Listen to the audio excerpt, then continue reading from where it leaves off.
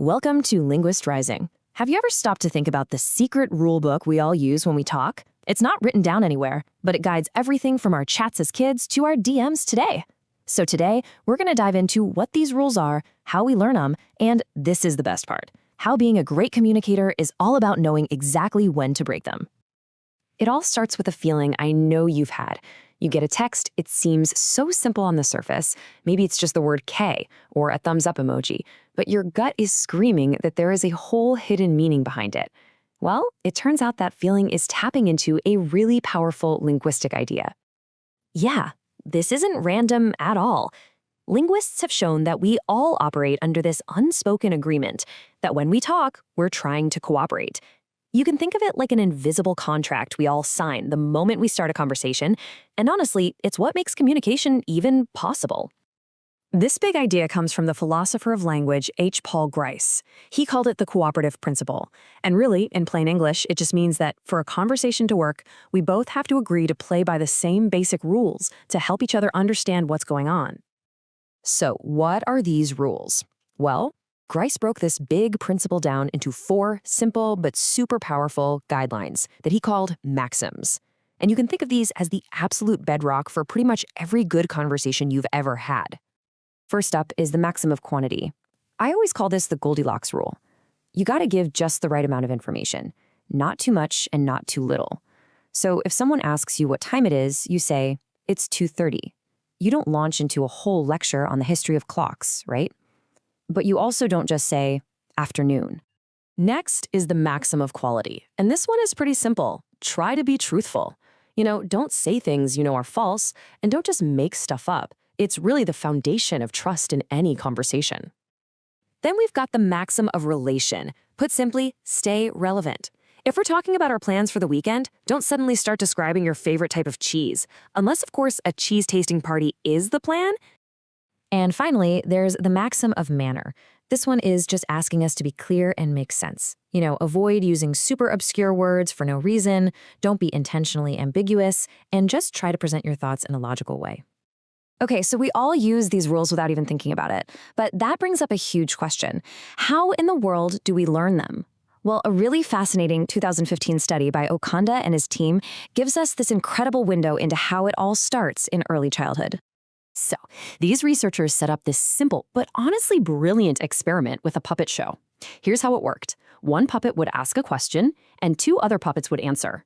One of them gave a perfectly normal answer, but the other gave a silly or rude answer that broke one of those maxims. All the kids had to do was point to the silly puppet. And the results showed this crystal clear developmental path. At 4 years old, the kids were pretty much just guessing. But then, around age 5, it's like a switch flips, and they start to get it. And by age 6, their understanding is amazing. They're performing almost at an adult level. Now, this is where it gets really interesting when you look at the actual numbers.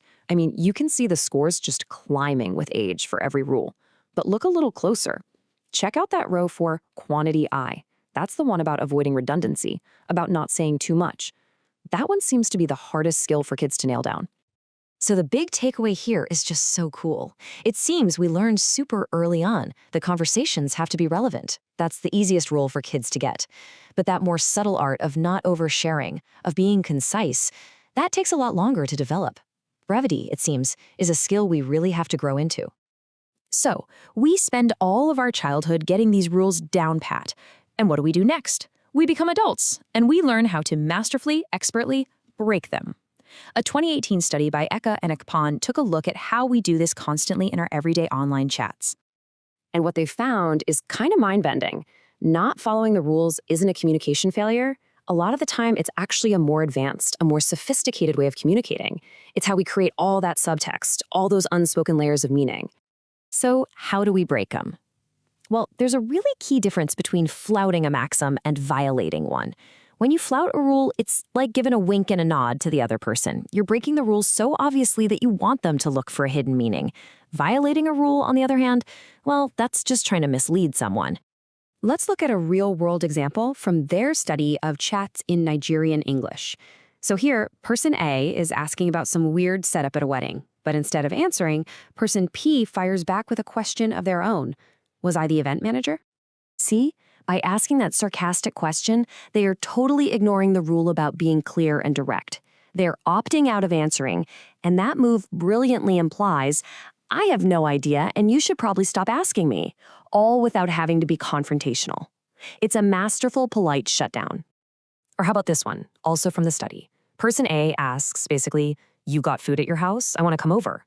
And person O replies with something that seems totally out of left field. They never pay my papa's salary.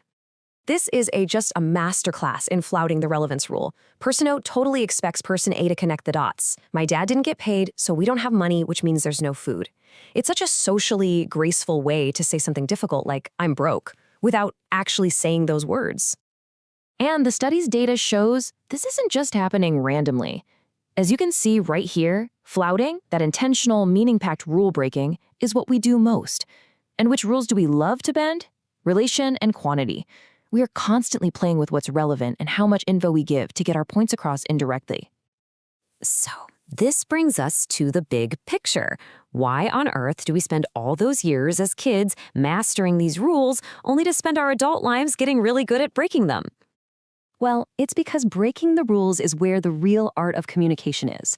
Following the rules, that's just the basic stuff. Breaking them is how we create humor, how we say no politely, how we hint at a secret. It's how we navigate our incredibly complex social lives with a bit of grace.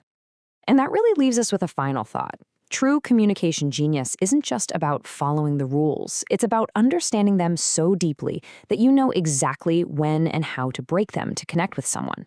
So, the next time you're talking to somebody, listen for it. The most interesting things are happening not when the rules are being followed, but when they're being creatively broken.